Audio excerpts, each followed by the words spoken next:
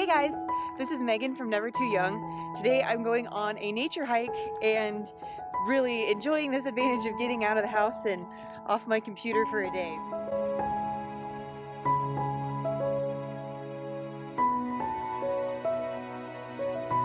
But I wanted to share with you something about roots and Christianity and just how it applies to life in general as I am enjoying this nice walk. So basically what it came down to is this weekend I had the chance again to do some gardening, which I haven't done all year yet, so it was nice to get my hands in the dirt again. But I realized something. Last year I actually just bought this house and I did some gardening last year, but there was a rose bush kind of in the middle of the flower bed. I wasn't too thrilled about where it was. I like roses, but I also had two little kiddos living with me for a while, and all the thorns were right there by where we came out of the house. I just wasn't too thrilled with the location of it. So I dug down real deep and cut that bush off as low as I could, and I never saw it again last year. Well, when I came back this year to start planting in that same flower bed, I noticed that that rose bush that I'd cut off had sprung back in full force and was already a nice little foot tall bush again.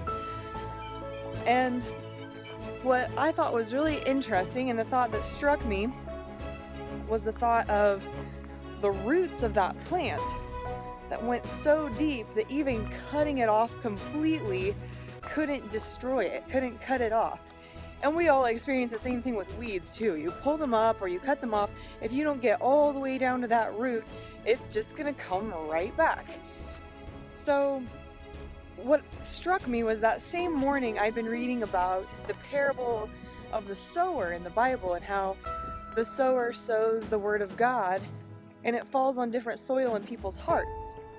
Well, one of the situations was the seed falls on somebody's heart, they're excited, they're ready to accept the word of God, but then when hardship comes, when trials come, they fall away. And the wording in the Bible is that it's because they don't have any root in themselves.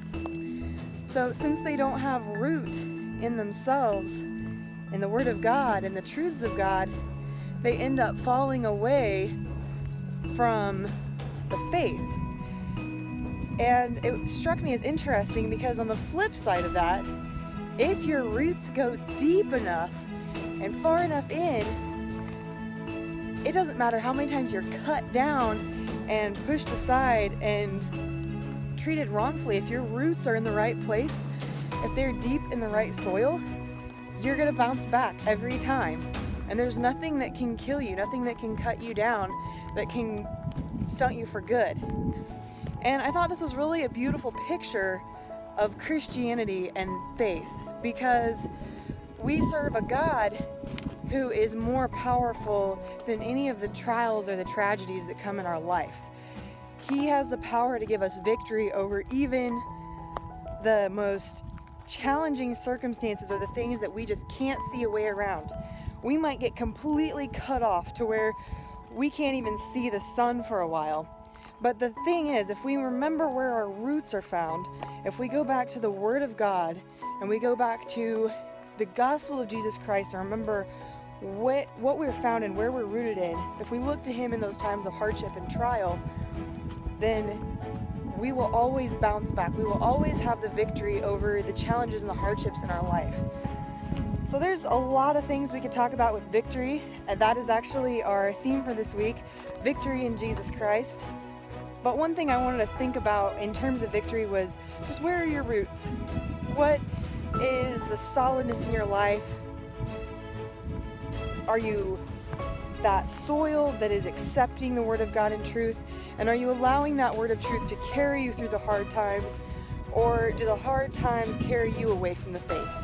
Because if hard times carry you away from the faith, you need to be looking at what kind of soil is in your life and what kind of soil is in your heart, because that's what's going to make all the difference. So I hope you guys get a chance to enjoy some of the sunshine and just be thinking about where are your roots found? What can we do to strengthen those roots as we pursue Jesus Christ and a life sold out to Him? Have a great day.